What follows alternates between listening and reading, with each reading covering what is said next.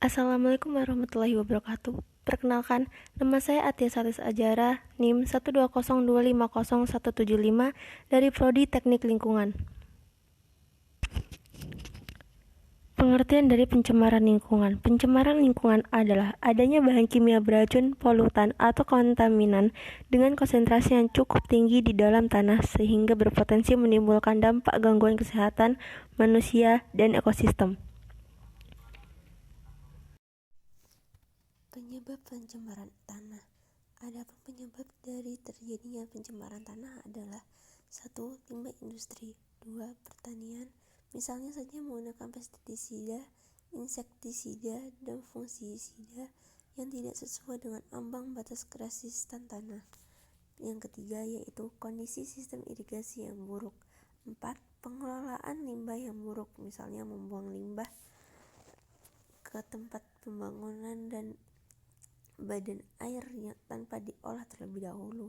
Dan yang kelima adalah gas beracun yang berasal dari hujan asam polutan alami. Pencemaran tanah juga diakibatkan oleh 1. Proses alami. Proses alami dapat menyebabkan akumulasi bahan kimia beracun di dalam tanah.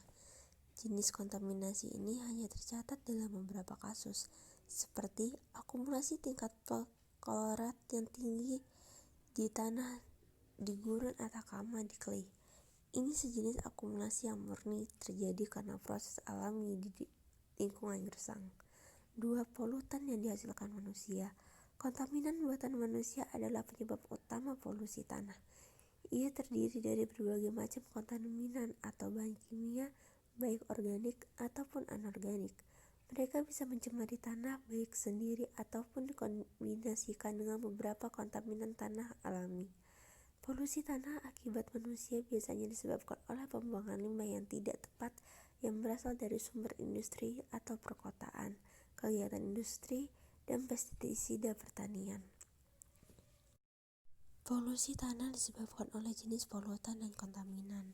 Polutan utama pencemaran adalah agen biologi dan beberapa aktivitas manusia lainnya. Kontaminan tanah adalah semua produk dari polutan tanah yang mencemari tanah. Aktivitas manusia mencemari tanah berkisar dari praktik pertanian yang menanam tanaman menggunakan bahan kimia pestisida hingga limbah perkotaan atau industri. Bisa pula berupa emisi radioaktif yang mencemari tanah dengan berbagai zat beracun. Contohnya, 1. Agen biologi. Agen biologis bekerja di dalam tanah untuk mengenakan pupuk kandang dan mencerna lumpur atau berasal dari kotoran manusia, burung, dan hewan yang masuk ke dalam tanah. 2. Praktik pertanian. Tanah tercemar sebagai besar akibat penggunaan pestisida, pupuk, herbisida, bubur kotoran, dan pupuk kandang. 3. Pola radioaktif. Zat radioaktif seperti radium, thorium, uranium, nitrogen, dan lain-lain dapat menyusup ke tanah dan menimbulkan efek beracun. 4. Limbah perkotaan. Limbah perkotaan terdiri dari misalnya limbah rumah tangga dan komersial. 5. Yaitu limbah industri.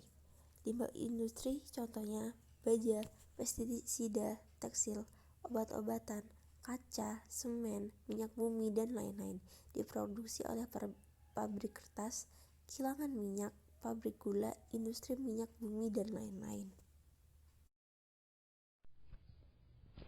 Jenis-jenis pencemaran tanah ada 3, yaitu pertama, pertanian, yang kedua, limbah industri, dan yang ketiga adalah aktivitas perkotaan. Pengelolaan tanah.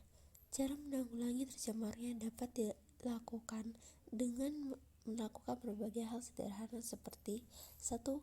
Kampanyekan atau sebarkan informasi konsep 3R yaitu reduce, recycle, dan reuse. 3. Kurangi penggunaan pestisida dan pupuk kimia dalam kegiatan pertanian. Yang ketiga, hindari membeli barang kemasan karena akan menghasilkan sampah dan berakhir di tempat pembuangan akhir atau TPA. Yang keempat, pastikan Anda tidak membuang sampah di tanah. Buanglah sampah pada tempatnya yang benar.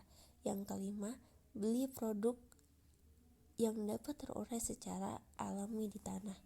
Dan yang keenam, berkebun organik, dan makan makanan organik yang ditanam tanpa menggunakan pestisida. Dan yang terakhir, yang ketujuh adalah buat tempat pembuangan sampah jauh dari daerah perumahan.